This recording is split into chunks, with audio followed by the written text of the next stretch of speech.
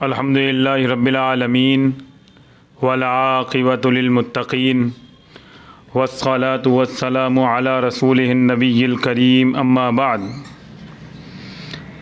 آج کا جو مسئلہ آپ کے سامنے ہم رکھیں گے وہ ستھرے سے متعلق ہے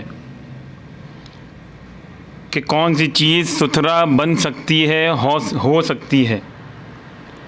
امام ابو داؤد رحمہ اللہ اپنی سنن ابو داؤد میں اس روایت کو نقل کرتے ہیں اور اس کے باب ما یستر المصلی کے ضمن میں اس روایت کو لے کر آئے طلحہ بن عبید اللہ کے واسطے سے۔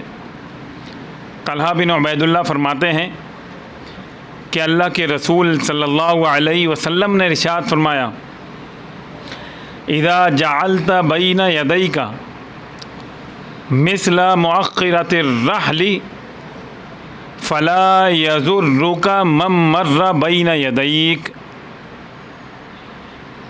کہ نبی علیہ الصلوۃ والسلام نے ارشاد فرمایا، جب تم اپنے سامنے پالان کی پچھلی لکڑی کے برابر کوئی چیز رکھ لو تو تمہیں کوئی نقصان نہیں، یعنی تمہاری نماز کو کوئی نقصان نہیں ہوگا۔ کوئی آگے سے گزر جائے، کوئی بندہ، کوئی شخص، کوئی بچہ، کوئی جانور، کوئی بھی گزر جائے، کوئی نقصان نہیں ہوگا، نماز خراب نہیں ہوگی کہ کون تمہارے آگے سے گزرتا ہے۔ تو یہ ستھرا کی اہمیت امام نسائی، امام ابو داؤد رحمہ اللہ نے یہاں پر بیان فرمائی، اور ستھرا کتنا بڑا ہو سکتا ہے اور کتنا بڑا ہونا چاہیے یہ کم سے کم ہے، زیادہ کی کوئی حد نہیں۔